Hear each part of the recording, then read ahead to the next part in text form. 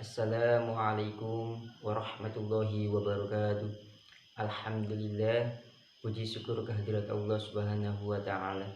Pada kesempatan kali ini, kita masih dapat bertemu kembali dan menjalin silaturahim dengan teman-teman semua.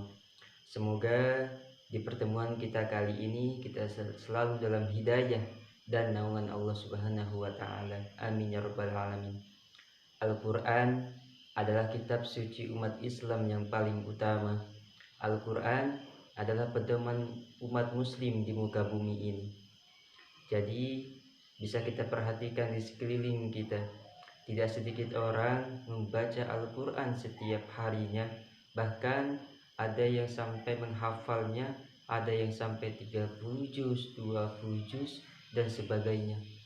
Mereka melakukan itu semua karena ingin mendapatkan kemuliaan dari Al-Quran tersebut. Namun perlu kita garis bawahi, tidak sedikit juga orang tahu bagaimana cara mendapatkan kemuliaan Al-Quran dengan cara yang benar. Oleh karena itu, mari kita simak bersama kajian dari Ustadz Adi Hidayat, cara mendapatkan kemuliaan Al-Quran yang benar.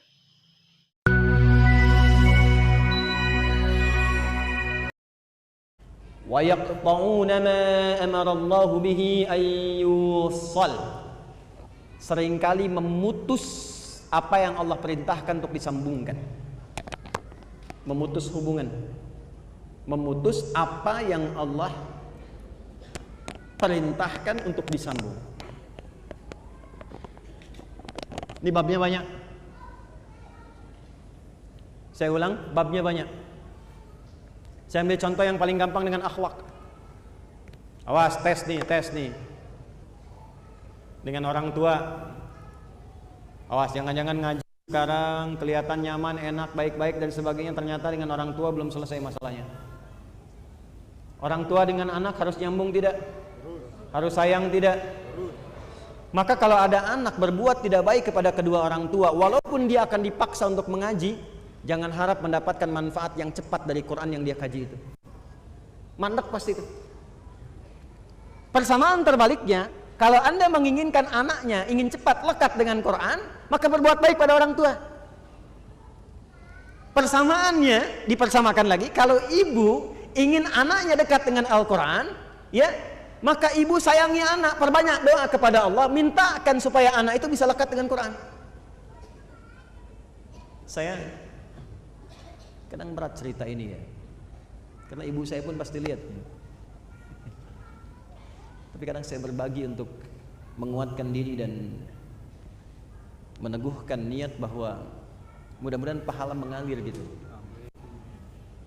Ibu saya kira saya itu akan mengajar itu kemarin di sini. Dan begitu saya telepon ibu saya tadi pagi, mah, insya Allah saya akan ke Bandung gitu kan. Loh, mama kira tadi malam katanya udah mau nyiapkan handphone, jadi setiap saya ngajar ini sekarang beliau pasti lihat nih. Pasti lihat. Saya mengaji seperti ini. Ayah saya meninggal.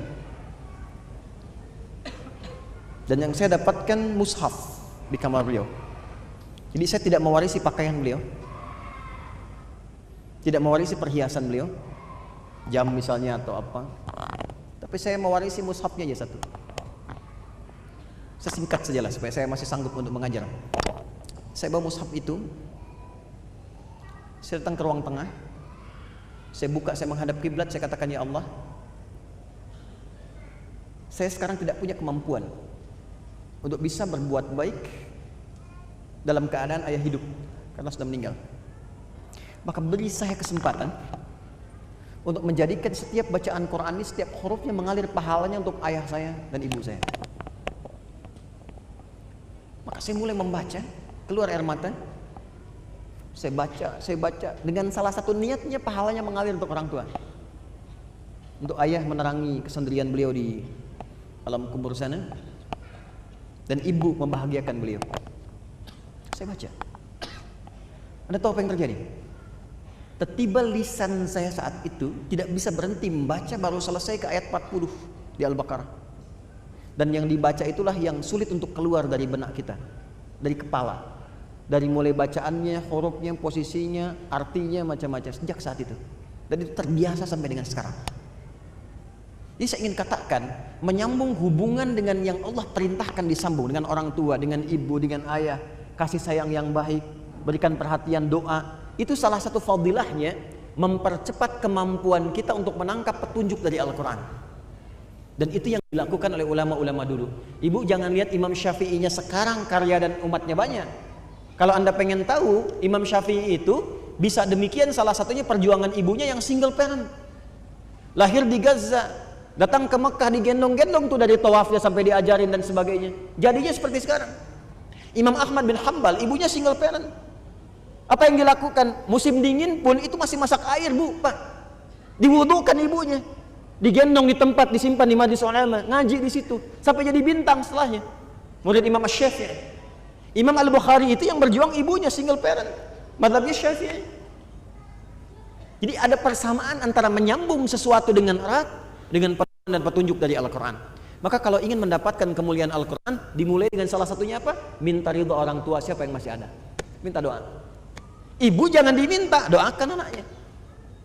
Ya, minimal ada satu di keluarga yang jadi kebanggaan. Di akhirat, Bu. Karena kalau dunia sementara. Harus ada di keluarga Anda itu, saya, kita, yang dipanggil di akhirat mewakili keluarga besar. Jadi kebanggaan. Itu loh anak-anak yang sering Anda lihat orang tuanya itu orang biasa. Ya, hartanya nggak banyak, makannya terbatas, Anda merasa kasihan. Jangan salah, mungkin yang perlu dikasihani itu Anda. Karena dia telah menciptakan, membuat sebuah sistem kehidupannya bahagia di sisi Allah. Jadi kebanggaan. Ternyata anaknya sudah hafal Quran 30 juz.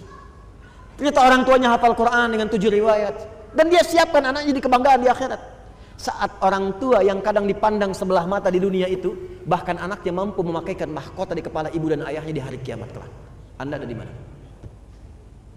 Harus berubah cara berpikirnya. Besok itu wafat, teman-teman. Besok itu kembali. Alhamdulillah, terima kasih Pak Ustadz.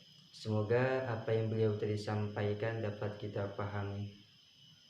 Intinya, kalau kita ingin mendapatkan kemuliaan dari Al-Quran tersebut, perbaiki akhlak kita. Karena akhlak adalah hal yang paling utama untuk mendapatkan seluruh kemuliaan dari Al-Quran itu.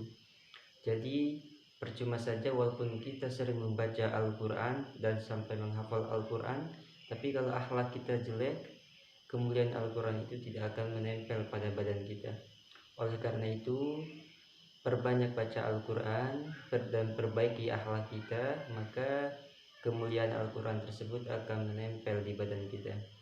Mungkin video kita cukup sampai sini dulu. Saya akhiri.